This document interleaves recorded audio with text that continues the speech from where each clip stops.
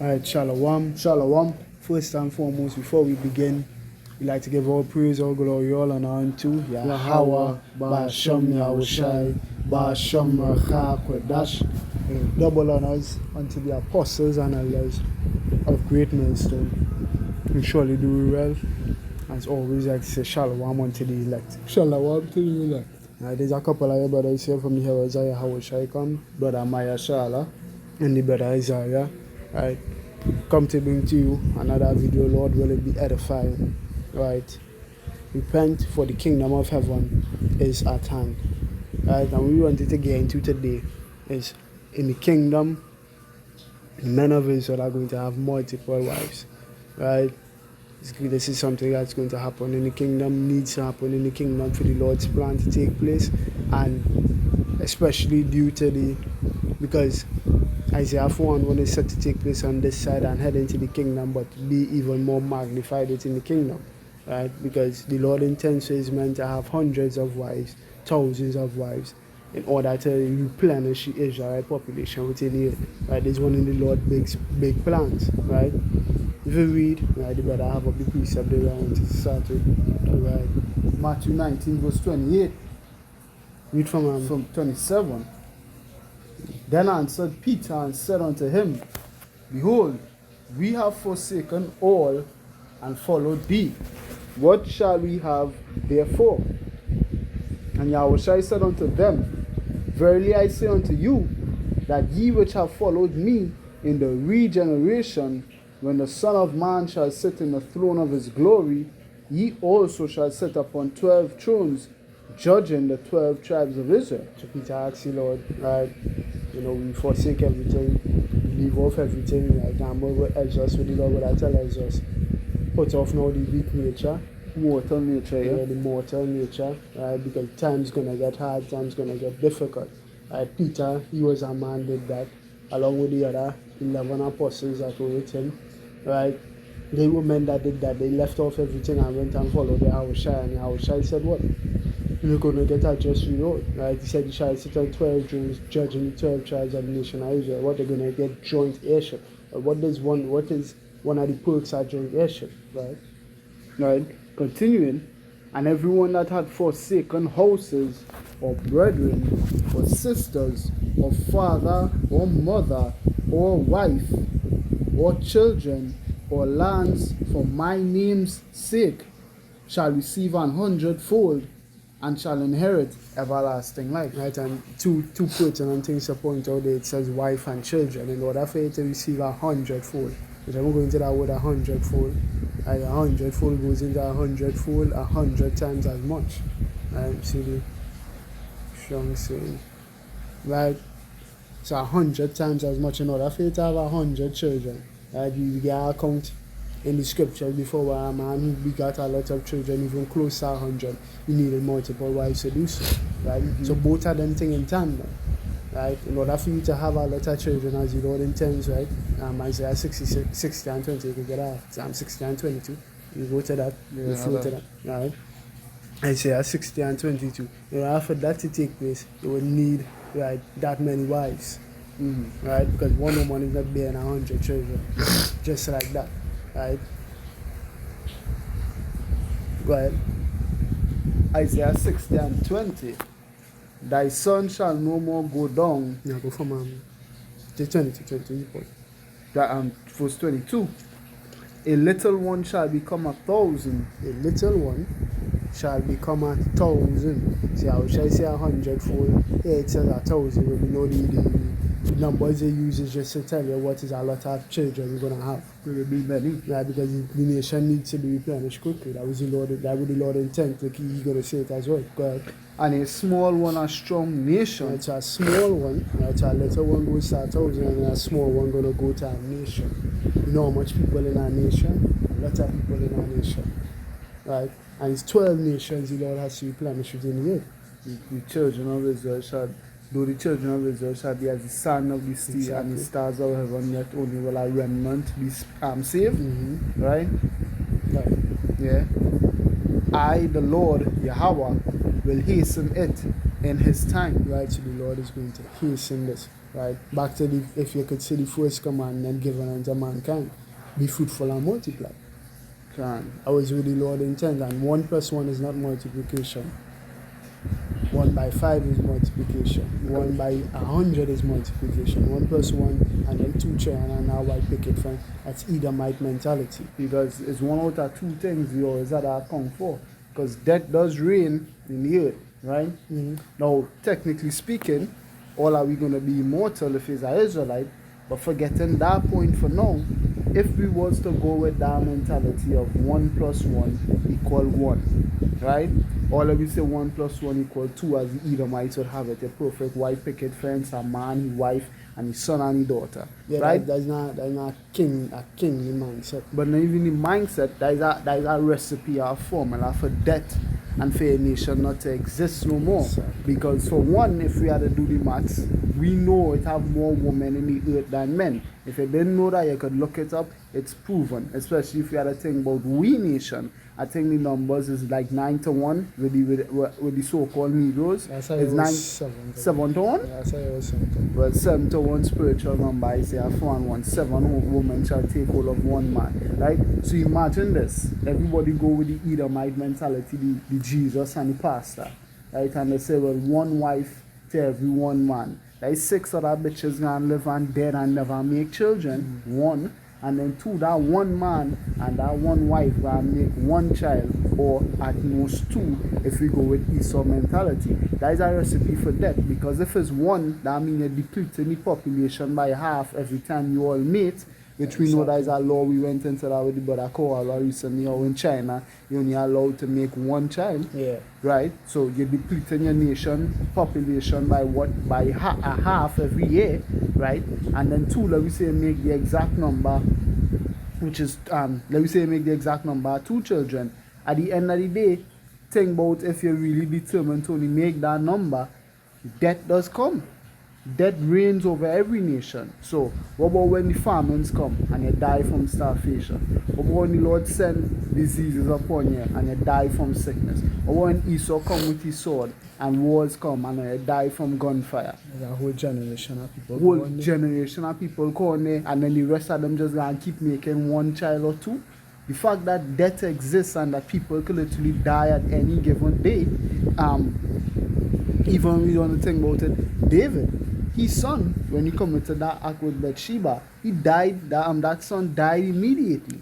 So imagine the Lord had to bring his judgment now, Zephaniah 3:5, every morning do it his judgment come to light, and you only make him 1 or 2 children. That number's not going to catch up with death.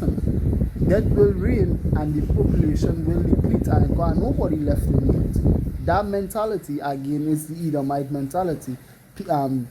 And it was given unto him to take peace from the earth, and there was given unto him a great sword that they should kill one another. That mentality is the mentality of the man who would rather everybody die.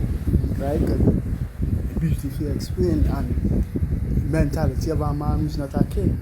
Exactly. Because you think about, right, a perfect man to point out and mention in King David. Yeah. Right, the Lord said he would build up the tabernacle of David as in times past. Right, rebuild the tabernacle of David. Think about when David was in rulership. Right, Edens was subjected. Right, Israel was at rest from the enemies. He instituted that 40 years arrest for Solomon to come, but then think about his interpersonal relationship. We go to 2 Samuel, the 5th chapter, what the Lord say about David. Because one thing we had to prove, right, there's common misconception that is a sin. It's not a sin. We're going to prove that David had multiple wives and concubines as well, and then prove it's not a sin. 2 Samuel. Yeah, go on. Or I can. 2 Samuel 5 from where I said. No, you could start from 1. Because what it does say, it does give you some of his wives, it gives some of his sons, but I literally, that was a question I actually asked. And I think I did a video similar to this as well already in the truth. And I would have literally asked the question about how much wives David had. If it was in that video, I'd do just some research or study, and I was doing only matter going down asking that question. I think I was going into the names of David's sons and what they mean and whatever. And then I went into it, and through Google I find out that David had 8 wives, right? And we know Solomon beat that by the hundreds. Grand. So, right. So 8 wives David had. yeah.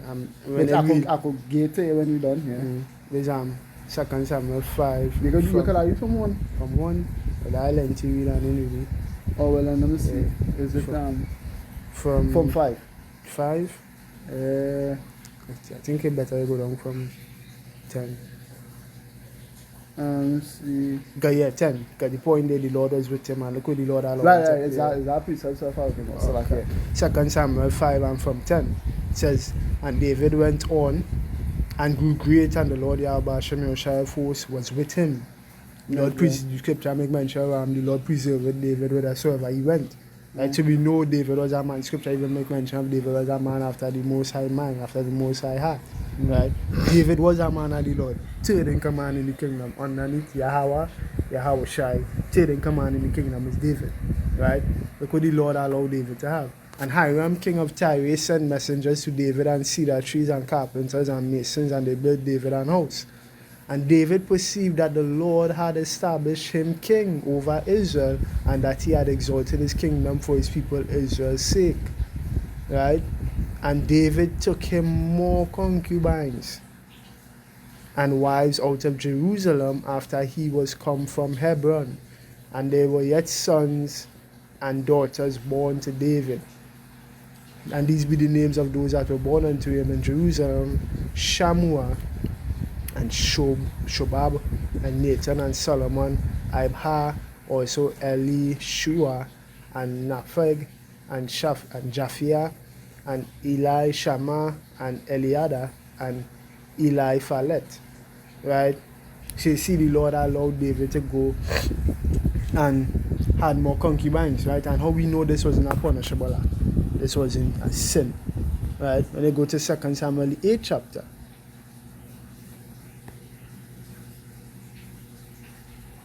Or I would have given the even more. Not 8. 2 Samuel. It was 12? 12. Yeah.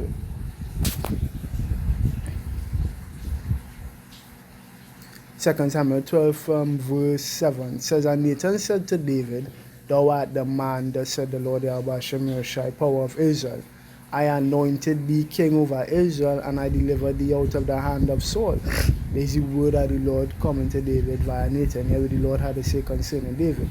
And I gave thee thy master's house and thy master's wives into thy bosom, and I gave thee the house of Israel and the house of Judah.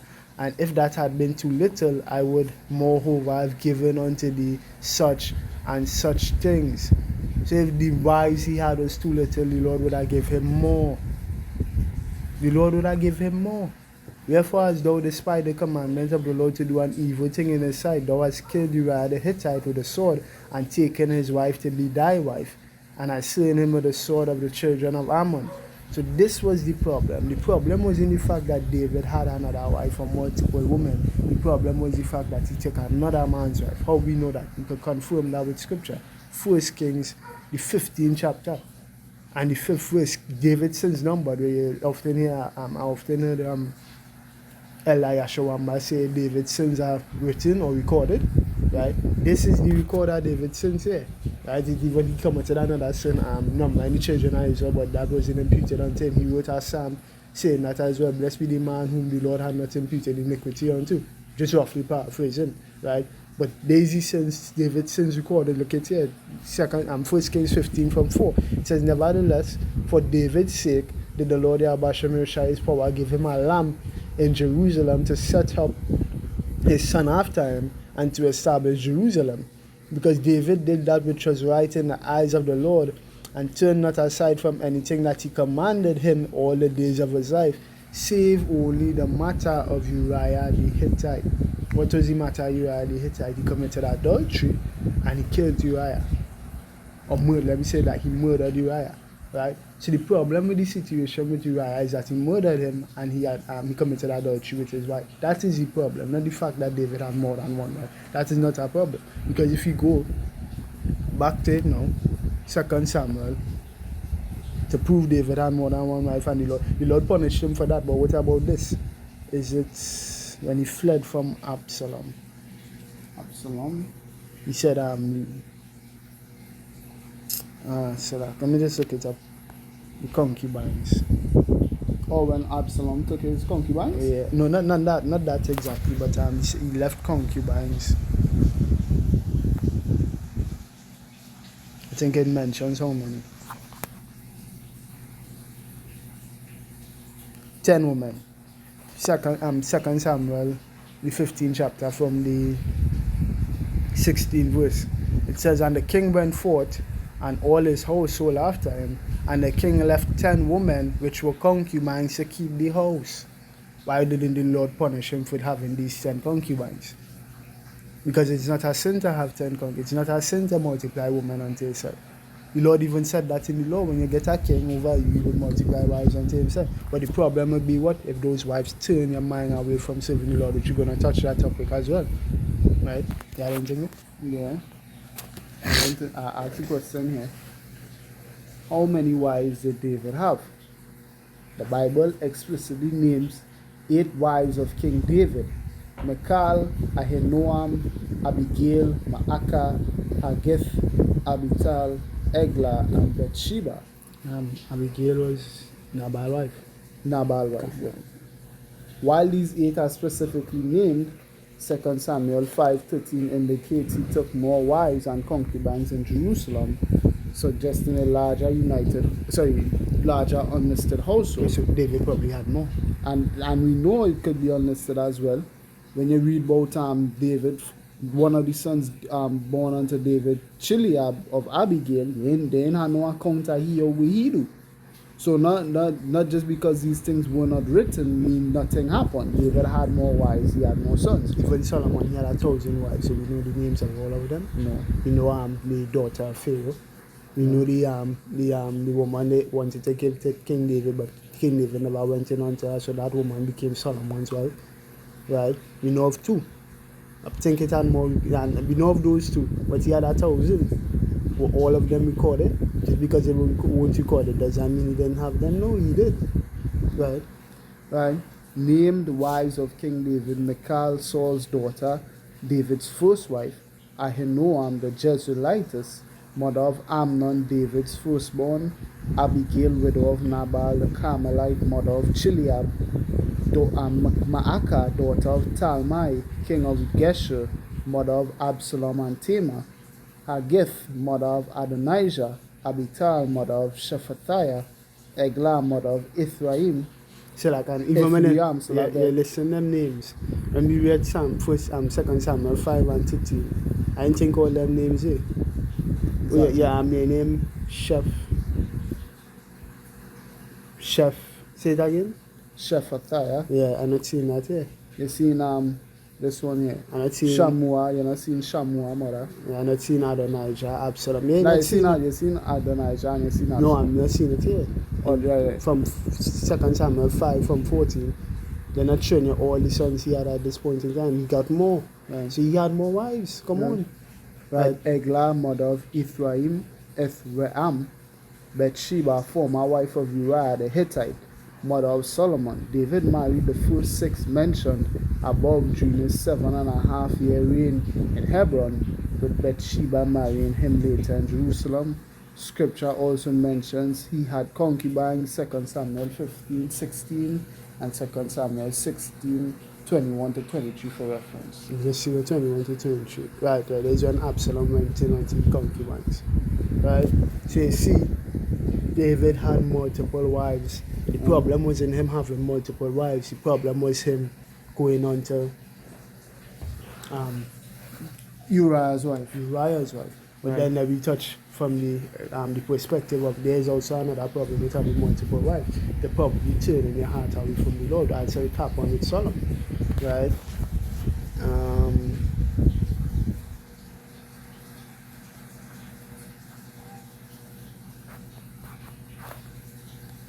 Deuteronomy 17:17.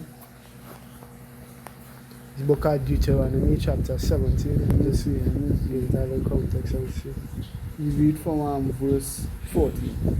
Deuteronomy 17 from verse 14. It says, when thou art come into the land which the Lord Yahweh Shem shall thy power give it thee, and shalt possess it, and shall dwell therein, and shall say, I will set a king over me, like as all the other nations that are about me. Thou So there's a shalt prophecy here because we even know the nation of Israel set to our kings. Genesis 49:10, when the land shall be deserted of both her kings, right? So go ahead. Genesis 49, the 49, prophecy of 10. Shiloh. Right. Continuing, thou shalt in any wise set him king over thee, whom the Lord Yahweh Shem Yahushai shall choose. One from among thy brethren shall thou set over thee. Thou mayest not set a stranger over thee, which is not thy brother. Right, so no other man who not of the nation of Israel is supposed to rule over Israel. Right, so what's going on with Herod and them was, against the law. Right. Verse 16, but he shall not multiply horses to himself, nor cause the people to return to Egypt, to the end that he should multiply horses. For as much as the Lord Yahweh Shem Yahushai said unto you, ye shall henceforth return no more that way. Neither shall he multiply wives to himself, that his heart turn not away, neither shall he greatly multiply to himself silver or gold. So aka you're not supposed to be greedy upon anything that the Lord had blessed them with. Right? And to point out to the wives, he could multiply wives to himself, but what? The problem would be what? That they turn his heart away from the Lord. So if you could handle having 10 wives, 15 wives as a king, and then not turning your heart away from the Lord, there's nothing wrong with you having those wives. David gave us a perfect example of that. When David danced. Even I wonder if it make mention, because we also have to think it's not necessarily wives turning heart away, neither, I don't know. It's the concubines, the heathens. Because we say daughters, we say daughters, sons, daughters. You saw that happen sons. as well with in the time of Nehemiah. The men that didn't know the Hebrew language, nor did the children know the Hebrew language, because there was only mixing and mingling with those heathen nation women, and he started to beat them up. Right? So there's another thing, when you get a wife of the other nations, for one, she's not a wife, because a wife implies being in covenant with them. You're not in covenant with these other nations. She becomes a concubine. Right? She's just a lesser wife, right? But you supposed to bring she underneath your order to serve your king, your power. You're not supposed to inquire how she was serving in Sheila, because I would turn her right away from the Lord. That's what happened with Solomon. That's specifically mentioned in 1 Kings 11 and 15. 1 Kings 11 from 1. Okay. Because he said, and Solomon loved what? Many strange women. Right? It's like that. I'm just Over the David not being turned away from the Lord. because when he was dancing, because they had to put them underneath order. Right. It's 2 Samuel 6 from 14. And David danced before the Lord Yahweh Shem Yahushai with all his might. And David was girded with a linen ephod. So David and all the house of Israel brought up the ark of the Lord Yahweh Shem Yahushai with shouting and with the sound of the trumpet. And as the ark of the Lord Yahweh Shem Yahushai came into the city of David, Michal, Saul's daughter, looked through a window and saw King David leaping and dancing before the Lord Yahweh Shem Yahushai, and she despised him in her heart. Let me see let me show you what the king do. How you supposed to deal with these bitches. Alright? And they brought in the ark of the Lord Yahweh Shem Yahushai and set it in its place in the midst of the tabernacle that David had pitched for it. And David offered burnt offerings and peace offerings before the Lord. And as soon as David had made an end of offering burnt offerings and peace offerings, he blessed the people in the name of the Lord Yahweh Shem Yahushai of hosts. And he dealt among the people, even among the whole multitude of Israel, as well to the woman as men, to everyone a cake of bread, and a good piece of flesh, and a flagon of wine. So all the people departed, everyone into his house. Then David returned to bless his household. And Michal, the daughter of Saul, came out to meet David and said, how glorious was the king of Israel today, who uncovered himself today in the eyes of the handmaids of his servants, as one of the vain fellows shamelessly uncovered himself. And David said unto him, right? And David said, Salah. We're going to get on our translation. Yeah. This part here.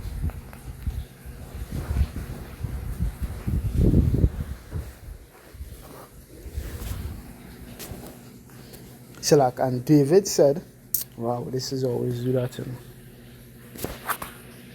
Salak, yeah. I'm just getting into the GNT.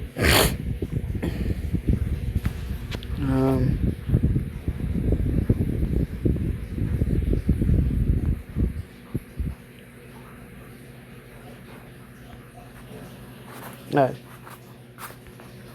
Right. I have it in the GNT. I'm gonna get it in the GNT. 2 Samuel 6 from 20.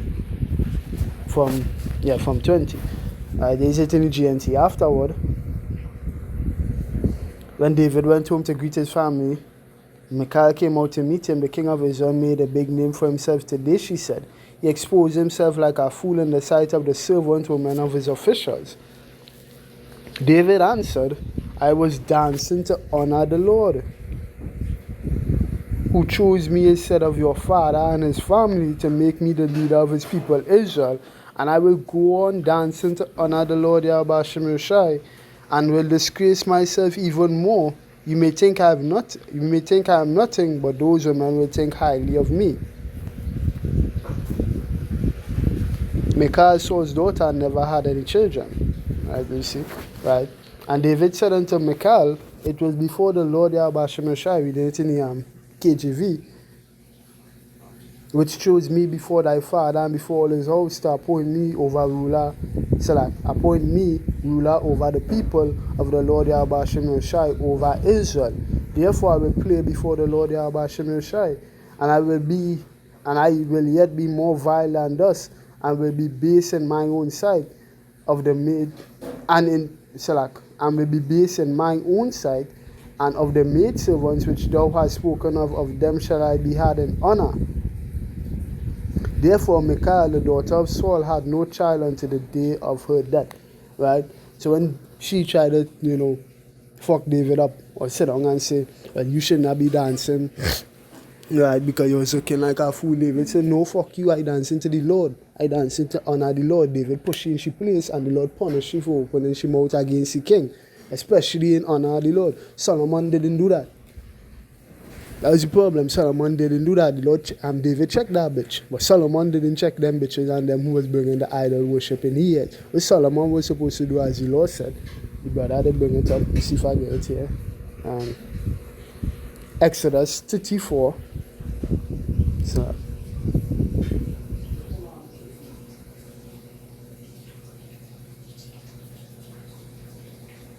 Exodus 34, reading from verse 13.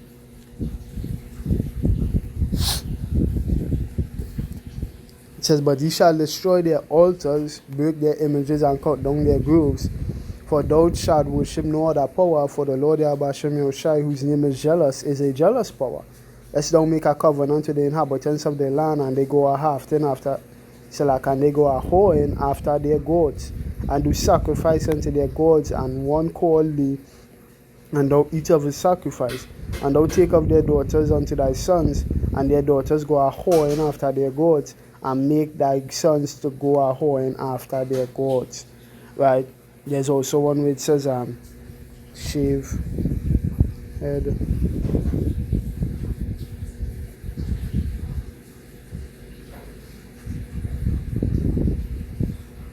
Deuteronomy 21 and from verse 11. Right? This is what you're supposed to do with the captives of the other nation. All these other women are these other nations. This is what you're supposed to do unto them. I'm supposed to come and put underneath the order of Yahweh Shem Yoshai. Right? From verse 10. Deuteronomy 21 from 10. When thou goest forth to war against thine enemies, and Yahweh thy power hath delivered them into thine hands, and thou hast taken them captive. So you see in the context in which again these women, after you war their nations and they have become captives unto you. Right? And seest among the captives a beautiful woman, and has a desire unto her, that thou wouldest have her to thy wife. Then thou shalt bring her home to thine house, and she shall shave her head and pare her nails. Right? And she shall put the raiment of her captivity from off her, and shall remain in thine house, and bewail her father and her mother a full month. And after that thou shalt go in unto her, and be her husband, and she shall be thy wife. Right, so that's the context. You come and you take she out of captivity to be your wife underneath your order. Right? She not supposed to come and sing in your ears like Delilah did with Samson, like those bitches did with Solomon, like those other bitches did with the Israelites in the time of Nehemiah. No, they're not supposed to come in your ears and sing bullshit in your ears. Right? To turn your heart away from your Yahweh Shem Yoshai. That's not how this is go. Right? So With that established, You read the one in Deuteronomy 17? With the king. Yeah. You read already, and then you read the 34 Right, so now, with that in mind, I'd go into Gemini to ask Gemini a question. What's your question? And we read with Solomon as well, how he turned his heart away. Cancel. I can go there first, Yeah. and then we go back to the Gemini. Right. This is 1 Kings 11, I believe. 1 Kings 11 from 1. Yep. 1 Kings 11 from verse 1. But King Solomon loved many strange women together with the daughter of Pharaoh, women of the Moabites, Ammonites, Edomites, Zidonians, and the Hittites. Of the nations concerning which Yahweh said unto the children of Israel, ye shall not go in to them, neither shall they come in unto you. For surely they will turn away your heart after their gods, So their idols. you see the context in which he says stay away from them. Mm-hmm. Right, because you see a colon there. That colon, right, that is stop a statement which was just made and introduce another statement which is going to be made which ties to the first statement. Right, so after the comma he says you shall not go in unto them, neither shall they come in unto you. For, right, so this ties to what he just said, for surely they will turn away your heart after their powers. So that is the problem. See them turning your heart away from serving Yahweh Hashem Yoshai. Right, Yeah. which you know David did stand 10 toes down. Right, later down in this chapter it literally says that David stood 10 toes down. Right, if you read from 12 verse to 13 verse, right. But Solomon didn't. Continue. If you could get as well in your pocket, who damn thou didst bow thy loins to woman. Oh, see if I right. Solomon clave unto these and loved these women, and he had 700 wives, so we know this had to be Israelites, princesses, and 300 concubines, and his wives turned away his heart. For it came to pass when Solomon was old that his wives turned away his heart after other idols, and his heart was not perfect with Yahweh, as was the heart of David his father. Right, so For Solomon went after Ashtoreth, the goddess of the Zidonians, and after Milcom, the abomination of the Ammonites. And Solomon did evil in the sight of Yahweh, and went not fully after Yahweh, as did David his father. And Solomon built an high place for Chemosh, the abomination of Moab, in the hill that is before Jerusalem, and for Molech, the abomination of the children of Ammon. And likewise did he for all his strange wives, which burnt incense and sacrificed unto their idols. And Yahweh was angry with Solomon, because his heart was turned from Yahweh, power of Israel, which had appeared unto him twice. I'd say seeing Solomon fuck up. Confirmation here in Ecclesiastes 47 from 18. It says This reading an historical account of the nation of Israel, right? right, and he make mention of Solomon here in verse 13. So we know he continuing on, right?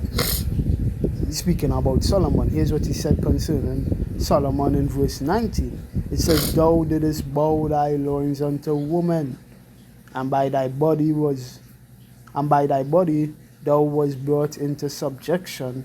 Thou didst stain thy honor and pollute thy seed, which we know that just to back this quick, stain your honor. Ecclesiastes 10 and 1, it says, dead flies cause the ointment of the apothecary to send forth a stinking savour, so that a little folly him that is in reputation for wisdom and honor. So if you in reputation for wisdom and honor and then catch you in folly, they're gonna stain your glory. They're gonna stain the reputation then had you know. Right? They knew you for being a wise man and they catch you in folly. That's what took place with Solomon. Right? Continuing, Ecclesiastes 47 back at verse 19. Verse 20, he said, thou didst stain thy honor and pollute thy seed, so that thou broughtest wrath upon thy children, and was grieved for thy folly. So the kingdom was divided, and out of Ephraim ruled a rebellious king. Right? So now, having all of this established, that's something. Nah, Right? Having all of this established, I asked Gemini a question. Right. Alright, it says, oh, I made a statement to Gemini to see what they would say. Right, because this is going to happen in the kingdom. Could whole Isaiah 4 and 1 in the meantime. Right, it says, kings often multiplied wives and concubines to themselves in the Bible. Right, it says the practice of kings maintaining multiple wives and concubines was a significant feature of ancient Near Eastern royalty, which had come from the Israelites. Right, we set the standard for royalty in the East. Abraham said even the Ishmaelites who practicing some level of royalty in the earth today having multiple wives. They learned that from Abraham. Right, though it often created a tension between cultural norms and the theological standard presented in biblical text. No, it didn't. Right, so Gemini fucking up here. Because the cultural norms was the standard. Right? This was a norm back then for a man to have multiple wives. Jacob. Even a man that wasn't even in such a high esteem as a king, you could get that in I try to remember the one who was reading about the multiple wives, daughters, sons, like Exodus 34. Understand? Because it make mention there, as I say that, right? 16. Right after there goes Ocean Mickey. No, the one that had to shave their head more than the mother and father. Shave head. Mother. You tell me 21 from 10. You're 21 now, please. Just give me a second here. I just want to make a point here.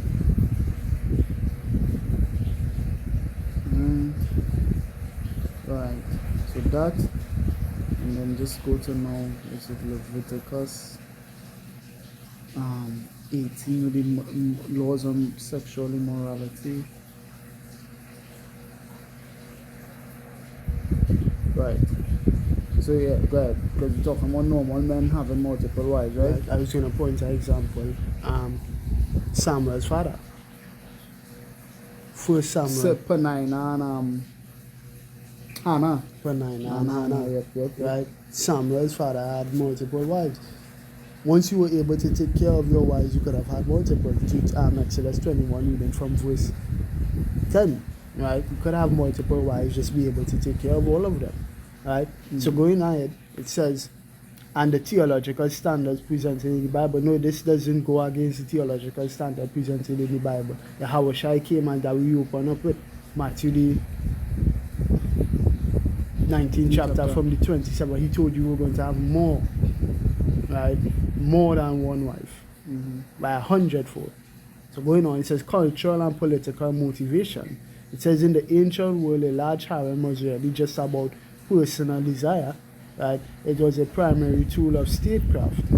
Political alliances, marriages were treaties of the ancient world by marrying the daughter of a neighboring king. A monarch secured a non-aggression pact and established a familial bond between the two nations, which this didn't happen with Israel. We didn't make no covenants with these men, but we wouldn't war against you. For instance, Solomon, when he married Pharaoh's daughter, Egypt and Israel wasn't in war because of that. Right? It ceased the war between them. See that took place with Joseph as well when he married Pharaoh's daughter when he was held captive and released from captivity. Right? Going on, it says demonstration of wealth. Maintaining a large household required immense resources, which is beautiful because you have to understand this is a standard that is going to be maintained within the kingdom. You read 1 Kings, the 4th chapter, you look at how much provision Solomon had to maintain such a large household, right? That was of utmost importance, and that you're going to have that. Yahushua said it. He that forsake all of these things, they shall have it by the 100-fold. Everything in the earth is about to become yours. Why would you not have multiple wives? You're going to have everything you need to take care of them. This was a practice conducted by kings because they had the means to do so. Even not just Israelite kings, heathen kings as well. Artaxerxes and Esther. He went throughout his province to get the most beautiful woman and he took care of all of them. Right? But he just chose Esther to be the first queen, right? The one he would show off But everybody else, you think he didn't go with all of them? Come on, you took the most beautiful woman out of the kingdom to just say, all right, well, I didn't want you in here. No, Artaxerxes had all of those women. How many wives did King Xerxes have in the Bible? In the Bible specifically, yeah. In the Bible specifically, the book of Esther, King Xerxes, Ahasuerus is what you would know him as when you read in the book, is portrayed as having two primary queens, Vashti and then Esther, while he held a beauty contest to find a new queen and maintain a vast harem of concubines. He maintained a vast harem of concubines. Only Vashti and Esther are named as his wives. Right. Yep, so Again, right. Otherwise, concubines, while secular history mentions other potential wives. Secular history lets you know he had other wives. No. Right. The biblical narrative focuses on Vashti and Esther. Right, because Esther took over from Vashti and Esther was an Israelite. So the reason the biblical narrative focus on Esther because that's something to do with Israel. Because we're not going to go into the lineage of all these other nations. We don't care. You know what the Bible is about? Jacob and Esau. That's the story. Right? These men, they got mentioned because they had their time to rule, but no, we're not going to go into he whole personal. Fuck he. But we just mentioned he there. Why? Because he had something to do with Israel at that part in time. Right? So continuing on here, it's a demonstration of wealth. Maintaining a large household required immense resources. A vast number of wives and concubines served as a visible status symbol. Right? Signaling that the king had the financial power to provide for hundreds of dependents, and that's going to happen in the kingdom. Right? It's going to be a vast status symbol. Like even the other nations, even the other heathen women, maybe Jeremiah the 49th chapter and 11th verse. I was thinking about that. The woman shall not lament. But that one is joke, but the one in Jeremiah, you can go to Jeremiah 49 and he had one it said, let thy widow trust in me. Yep, let thy widow, yeah. Jeremiah 49:11, thy fatherless children I will preserve them alive, and let thy widows trust in me. So your widow's gonna come running to jail. Why? Because Jacob gonna make the topic of the tongue forever. Mm-hmm. Right? Mm-hmm. Demonstration of continuing. Dynastic stability. It says high infant mortality rates meant that having many children. Exactly the earlier point I was making. If people dying quicker than they're being born, would it make sense that half your population every time you get together with somebody? That don't make no sense. It's not making sense to the Lord as well. The Lord say fruitful and multiply. The Lord want people here. The Lord will say the Lord had created the earth to be inhabited. Yeah. Right? It says high infant mortality rates meant that having many children, especially sons, was seen as a way to ensure the continuation of the royal line and the stability of the throne. We're going to make sure the royal line is continued in here. Every J going to be great. Right? Mm-hmm. And that has to be maintained, so we have to have more Jakes. Come on. Mm-hmm. That's just how it is. Thy children shall be as the sand of the sea and the stars of heaven, which can neither be measured nor numbered. Mm-hmm. Being that is the case for the Lord to fulfill that promise to Abraham, ultimately being that promise is going to ultimately be fulfilled in the kingdom. That is real so children. Think about it. Abraham even had multiple wives and he didn't do Gideon had 70 sons or 70 children. We got of him for he had many wives. Judges 8:30. I had it on the screen there. Yeah. So how could that be done with one wife, one that no work with the Lord? Come on, the kings of Israel not intended to be with just one. The Lord made Abraham had. Because think about it. If he knew the continuation of the nation would be through Isaac, the Lord said unto Abraham, thy seed shall be as the sand of the sea and as the stars of heaven. Well, that one child was it? No, come on. Jacob, think about when Jacob had to establish the nation, what did he do? He got more than one wife. It's four women he used to make the nation. Come on. Yeah. Going on, it says the biblical perspective, while the text records these actions and didn't punish them, we saw in which the cases in which they were punished for and needed reprimanding for. Abraham didn't need reprimanding. When Abraham turned from his fucking and started following the Lord didn't reprimand him after having multiple wives. That wasn't a problem. David was not reprimanded for having multiple wives. He was reprimanded for adultery and murder. Solomon was reprimanded not for having multiple wives, but because they turned his heart away. Right? They would intrinsically or narrowed down to be reprimanded for having multiple wives. No, why was not Gideon reprimanded? Why was not Jacob reprimanded? Abraham reprimanded? These are questions they need answers for. So what the Lord just passed, he just let judgment slide. No, if the Lord didn't let judgment side with his son, and then with the second and third in command in the kingdom, he let judgment side with them. They let judgment side with anybody else. Come on. Going on, it says the law of the king in the book of Deuteronomy, which we just read that and we break it down, so I'm gonna read it here. Case of Solomon, we just read that, we're gonna break it down here. The difference between a wife and a concubine, It you says- went through all of that. Well, in fact, you could read that. Let me just yeah. read it here. It's a difference between wife and concubine. While both are part of the royal household, their legal status differ. Right? They didn't have because we didn't enter into a covenant with the heathens. Right? It says wives usually had higher social standing, often coming from other noble or royal families. No, not necessarily. Right? Their children were generally first in line for inheritance and the throne. Not necessarily. Concubines often had a lower legal status, while they were secondary wives and their children were recognized. They did not carry that same political weight or dowry. That bullshit, because he's the son of your father. I can't remember which king. One of the kings descended from a concubine. I believe it's Rehoboam. Yeah, so Rehoboam's son who ruled the throne after. I said Rehoboam's son. Solomon's son who ruled the throne after him was descended from a concubine. I could actually, let me just fact check that. Was Rehoboam's mother a concubine? Just because you came from a concubine doesn't diminish your rights, because it's the seed of your father.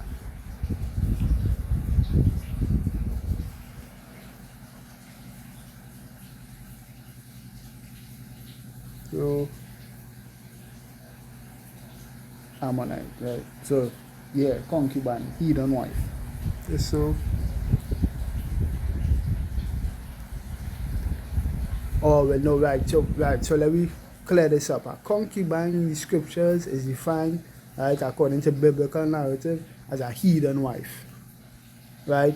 Doesn't mean Solomon, just because Solomon recognized her as his wife, right? No. Any heathen nation woman is recognized as a concubine because we were not instructed to join covenant with them. Yes, we could have got together with them, but being covenant with them, no, a marriage entails a covenant. You could only be in covenant with them of your own nation. And again, being called wife because it's a servant wife. Anybody you have sex with is your wife. Right. So what they're trying to say is a dynastic legitimacy for Rehoboam to inherit the throne of Israel. His mother needed to be a woman of recognized noble status. This is forced. His father needed to be Solomon. That's what needed to take place there. If his father was of a different nation and his mother was that same woman, ask me if he would be of the because he just said that. In the law, you cannot have a heathen to rule over the nation. Right? Exactly. You cannot take a heathen to be a king. But You need to be a man of your own word they use kin or brethren, one of thy brethren. So what's somebody you related to by blood. And you could only be related to Israelites by blood if your father is an Israelite. Again, Numbers 1, according to the house of the fathers. Numbers Right. 1 and 18. Yeah. They declared the pedigree after the house of their fathers. Right. So let me just look up this way. Any of the kings of Israel murdered or Salakia mothers concubines, which yes, she's an Ammonite, so yes, she was a concubine, because the Gemini doesn't know. Yes, no.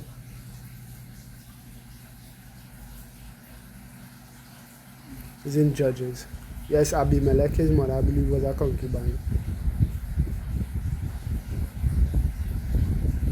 Yes, no.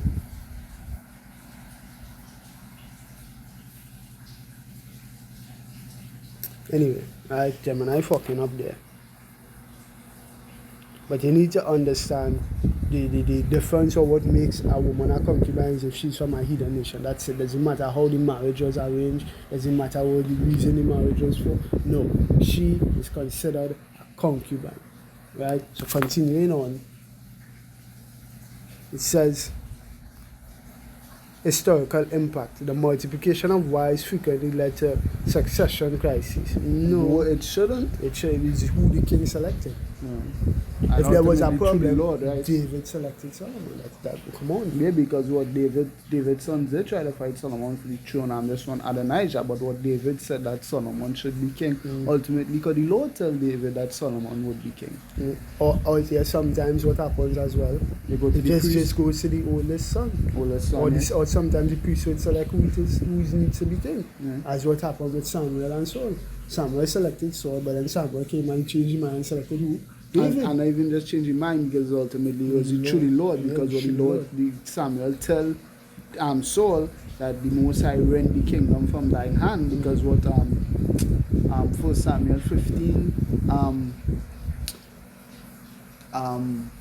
is as the sin of witchcraft, rebellion and stubbornness is the sin of witchcraft and idolatry, right? So because Solomon did not hearken unto the word of the Lord, ultimately the man who the Lord wanted to be king was not Solomon in the first place.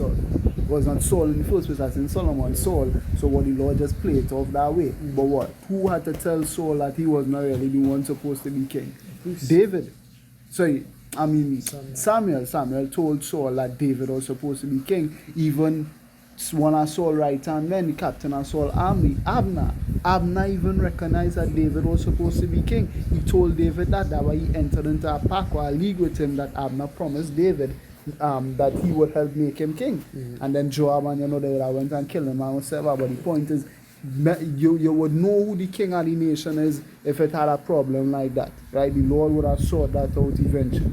So the multiplication of wives is not a problem in terms of determining who the king is. That what the priests there for, that what prophets there for. Ultimately, you ever see the only time you ever notice a story of problem to attain rulership was that situation with in Judges with Abimelech, and he was just a wicked nigga. And then the situation with Solomon and David, and what David just end that whole beef and say Solomon is the man. So to think this is not Edomite birth. And your British Empire and Spanish Empire and French Empire and blood feud and kill this one and kill. No, just say use the king, the king, and the king that they just said that surely good. Going on, whether they make the right choice or not doesn't matter, they're gonna make a choice. So there's no blood feud. Going on, it says the multiplication of wives frequently led to succession crises with many sons from different mothers, which the mothers have no say in this, it's the father. The question of who would inherit the throne often resulted in palace intrigue, rivalries, even civil war, as seen in the later years of King David's reign. Which the civil war that went down had nothing to do with no multiple wives or nothing. His son wanted to oust him, that's it. Yeah, and because he tripped off because his next son raped his sister. That's what it had nothing to do with wives and all that kind of heights. It had blood feuds, yeah. The story was really interesting, yeah, but it had nothing to do with multiple wives. Don't try to attribute that to that. They're two different things, right?